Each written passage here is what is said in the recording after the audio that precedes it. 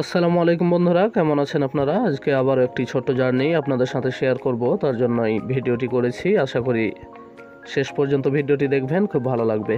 তো সকাল 4টার সময় বেরিয়ে পড়লাম আমাদের ভালুকা রোড স্টেশন থেকে কোনো এক জায়গায় যাওয়ার উদ্দেশ্যে। অবশ্যই সাথে থাকুন, তবেই জানতে পারবেন কোথায় যাচ্ছি।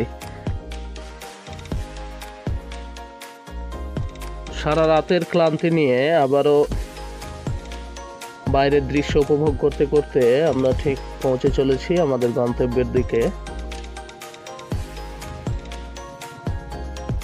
দেখতে দেখতেই চলে আসলাম শিলিগুড়ি জাংশন স্টেশনে। ট্রেন থেকে নেমে আমরা ঠিক আউটডোরে পৌঁছালাম।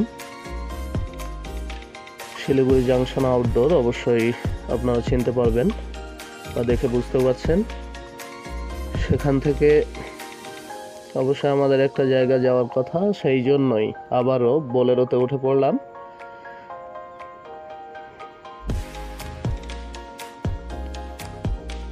এইবার আসছে স্বপ্নের জায়গা আর কি। সত্যি আমার কাছে স্বপ্নই ছিল, কারণ যে পাহাড়ে প্রথম এই যাত্রা আমার। অনেক ঘুরেছি কিন্তু পাহাড় সরাসরি দেখিনি।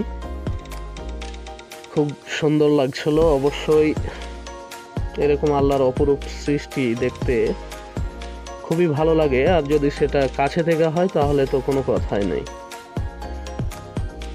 সেখানে ব্রেকফাস্টের জন্য দাঁড়িয়েছিলাম। কিছুক্ষণ ব্রেকফাস্ট করার পর আবারও বেরিয়ে পড়লাম আমাদের গন্তব্যে। দীর্ঘ 3.5 ঘন্টা জার্নি করে আমরা ঠিক পৌঁছে গেলাম আমাদের ডেস্টিনেশনে। তো চলুন যাওয়া যাক। রুমের অবস্থা কী রয়েছে সেটা দেখার জন্যই আমি রুমে প্রবেশ করতে দেখলাম এই দুই ভদ্রলোক আমার আগেই কিন্তু চলে এসেছেন রুমে, এবং তাদের ব্যাগপত্র গুছিয়ে রেখে ইনি আবার ফোনে কথা বলতে শুরু করেছেন। যাই হোক, আপনাদের এখান থেকে আমার বাইরের দৃশ্যটা দেখাই।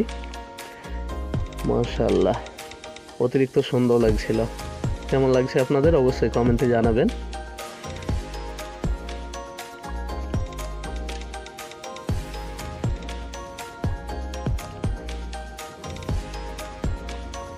ঠিক আমাদের হোটেলের নিচেই একটা সুন্দর নদী বয়ে গিয়েছে, পাহাড়ি নদী। আর সেখানে আমাদের গ্রুপের সব ছেলেগুলা স্নান করতে ব্যস্ত আর কি। স্নান সেরে বেরিয়ে পড়লাম লাঞ্চের উদ্দেশ্যে। তো দেখতেই পাচ্ছেন যে আমাদের এই ট্যুরটা খুব সুন্দর একটা এনজয়মেন্টের কারণ হয়ে দাঁড়িয়েছিল।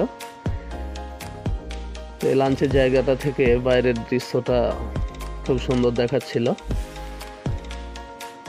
কিছুক্ষণের মধ্যেই আমাদের খাওয়ার পরিবেশন শুরু হলো। তো আজকে এই পর্যন্তই। ভিডিওটি কেমন লাগলো অবশ্যই কমেন্ট করে জানাবেন। আর পাহাড় প্রেমী বন্ধুদের অবশ্যই ভিডিওটি শেয়ার করবেন।